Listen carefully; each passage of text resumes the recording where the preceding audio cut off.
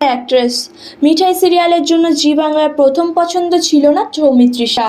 কাকে প্রথমে পছন্দ ছিল জানেন?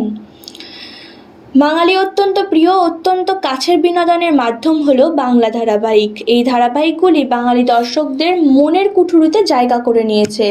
একই সঙ্গে জায়গা করে নিয়েছে এই ধারাবাহিকের বিভিন্ন চরিত্রগুলি। আগেকার দিনের মতো এখন আর দীর্ঘমেয়াদী ধারাবাহিক দেখা যায় না। 1-2 বছর বা কয়েক মাসের মধ্যেই শেষ হয়ে যাচ্ছে নতুন শুরু হওয়া ধারাবাহিক। আর এই পরিস্থিতিতে এত নায়ক নায়িকার ভিড় যে খুব বেশি করে তাদের মনে রাখা সম্ভবপর হয় না। তবু কিছু তারকা থাকে যারা দাগ কেটে যায়, যেমন মিঠাই, খড়ি। বিভিন্ন চরিত্রগুলি দর্শকদের মন জিতে নিয়েছে খুব অনায়াসে। এই চরিত্রগুলির বিশাল সব ফ্যান ফলোয়ার্স। কিন্তু আপনি কি জানেন, এই চরিত্রগুলিতে অভিনয় করে সৌমিত্রিষা কুণ্ডু বা সোলাঙ্কি রায়রা যে জনপ্রিয়তা পেয়েছে তা আসলেই পাওয়ার কথা ছিল অন্য কোনো অভিনেত্রীদের। কিন্তু তারা চরিত্রগুলি ছেড়ে দেওয়ায় সেই জায়গায় কাজ পান এই তারকারা। তবে বলা বাহুল্য, আজ তাদের জায়গায় এই নায়িকারা থাকলেও সিরিয়াল এত হিট হতো কি না সেটা নিয়ে সংশয় রয়েছে। চলুন তাহলে এক নজরে দেখে নেওয়া যাক কোন কোন ধারাবাহিকগুলিতে তাদের কাজ করার কথা ছিল।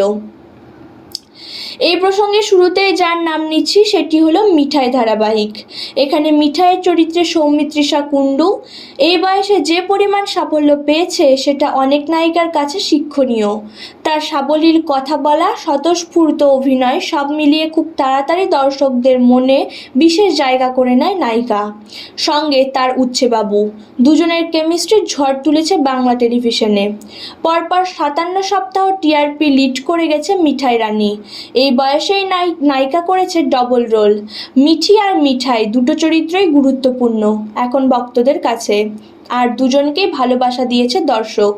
কিন্তু এই অফার প্রথমে নায়িকাকে দেওয়া হয়নি। মিঠাই রূপে প্রথম অভিনয় করার কথা ছিল বাংলা টেলিভিশনের আরেক জনপ্রিয় অভিনেত্রী ঐশ্বর্য সেনের, কিন্তু তিনি এই চরিত্র না করায় তার প্রস্তাব যায় সোজা সৌমিত্রিষার কাছে। এই ধারাবাহিক যে দর্শকদের মনোরঞ্জন করতে দারুণভাবে সফল হয়েছে তা বলা বাহুল্য। ভিডিওটি ভালো লাগলে লাইক, কমেন্ট, শেয়ার এবং সাবস্ক্রাইব করে দেবেন। ধন্যবাদ।